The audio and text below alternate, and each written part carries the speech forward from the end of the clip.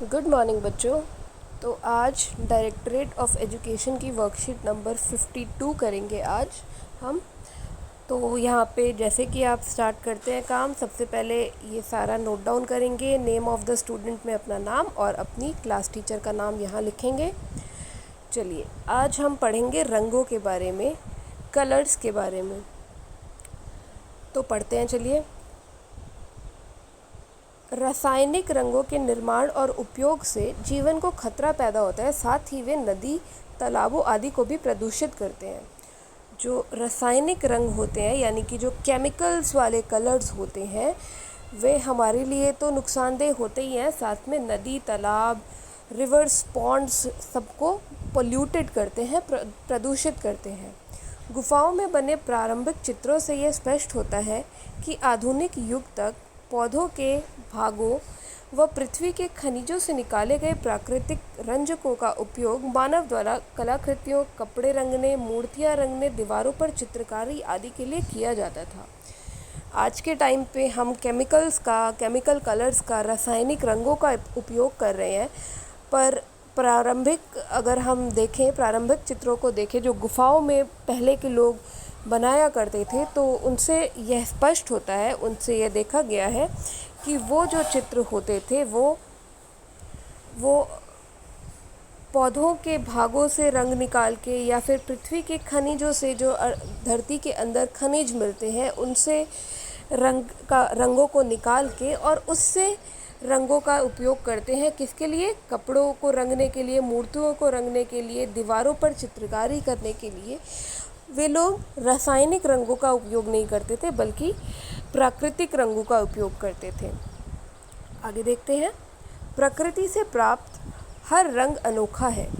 विशेष रूप से पौधों और मिट्टी से प्राप्त प्राकृतिक रंग पर्यावरण की दृष्टि से सुरक्षित है। अब ये तो हम सबको पता है, अगर हम पौधों से रंग ले रहे हैं या फिर मिट्टी से रंग बना रहे हैं, तो वो हर चीज़ के लिए सुरक्षित होगा, प्रकृति के लिए सुरक्षित होगा, उससे प्रकृति को कोई नुकसान नहीं पहुंचेगा। इसकी जगह अगर हम रसायनों का उपयोग कर रहे हैं, तो वो प्रकृति के लिए बहुत नुकसानदेह होगा। साथ ही साथ नदी, तालाबों में अगर वो रंग जाएगा तो मछलियों के लिए भी बहुत नुकसानदेह होगा। चलिए आगे पढ़ते हैं। रसोई घर के साधारण सामान से कोई भी रंग प्राकृतिक रंग बना सकते हैं। जैसे हल्दी से बन सकता है पीला रंग, चुकंदर से गुलाबी या लाल रंग, भूरे रंग के लिए बगीचे की मिट्टी अथवा कॉफ़ी का भी उपयोग किया जा सकता है। अब कहाँ से क्या क्या रंग हमें मिल सकता है? पीला रंग, बहुत सुंदर पीला रंग हल्दी से मिल सकता है। चुकंदर से हमें गुलाबी या लाल रंग यानी कि पिंक या फिर रेड कलर मिल सकता है। और ब्राउन कलर, भूरा रंग हमें मिट्टी से मिल सकता है या फिर कॉफ़ी से भी मिल सकता है। प्राथमिक रंगों लाल, नीला एवं पीला, तो यानी कि हमें यहाँ से पता चला कि प्राथमिक रंग कौन से होते हैं? वे होते हैं लाल, नीला और पीला। इनको मिलाकर विभिन्न रंगों को बनाया जा सकता है। इनको मिलाकर अलग अलग कलर्स को बनाया जा सकता है। अब देखते हैं लाल रंग कहाँ से मिल सकता है हमें। लाल रंग देखिए, चुकंदर से, गुलाब की पंखुड़ियों से, स्ट्रॉबेरी से, यहाँ से हमें लाल रंग मिल सकता है। आप और कुछ एग्जाम्पल सोचिए जहाँ से हमें लाल रंग मिल सकता है। नीला देखते हैं, नीला कहाँ से मिल सकता है?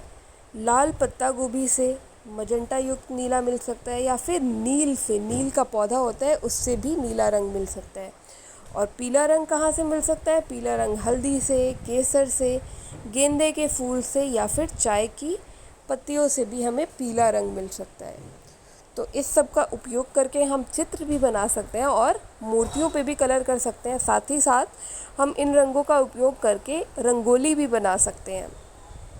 यदि आप एक बार प्राकृतिक रंगों का उपयोग करते हैं तो आप इसकी प्राकृतिक सुंदरता के मोह में पड़ जाएंगे।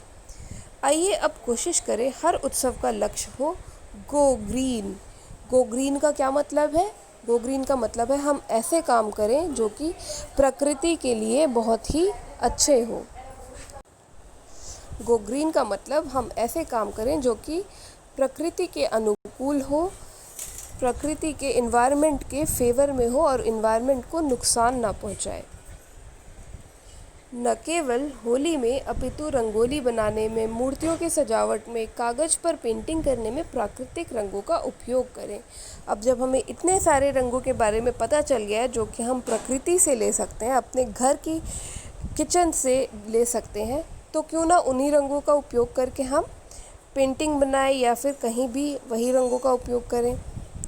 चलो, अब यहाँ पे कुछ पिक्चर्स दी हुई है जिसमें बताया हुआ है कि कहाँ से कौन से रंग मिलते हैं। जैसे यहाँ चुकंदर से लाल रंग, स्ट्रॉबेरी से लाल रंग, हल्दी से पीला रंग, प्याज से पीला रंग, कॉफ़ी से भूरा रंग,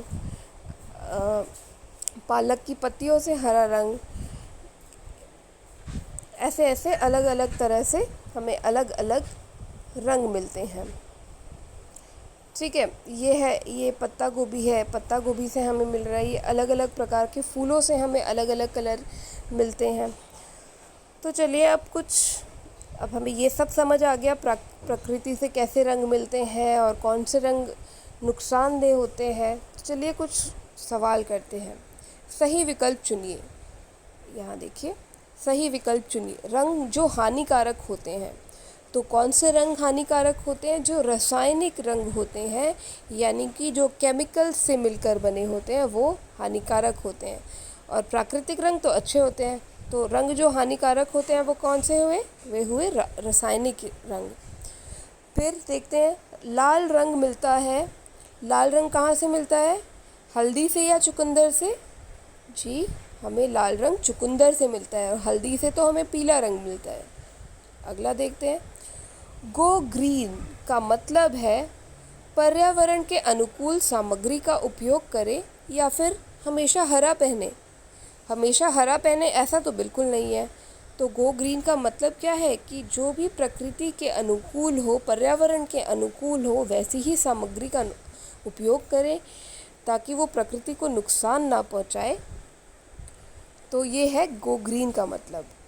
अगला देखिए, प्राकृतिक रंगों का उपयोग करते हुए, जैसा कि चित्र में दिखाया गया है। देखिए, यहाँ एक चित्र दिया गया है और यहाँ पे बहुत ही सुंदर से फूल बनाए हुए हैं इन्होंने।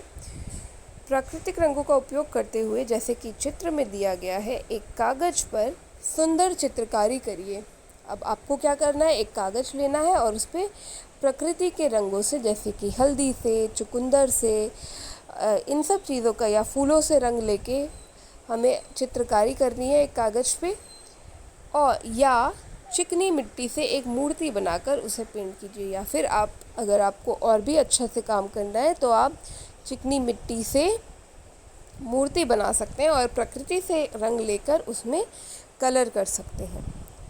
तो आई होप आपको समझ आया होगा ये वर्कशीट। थैंक यू बच्चों।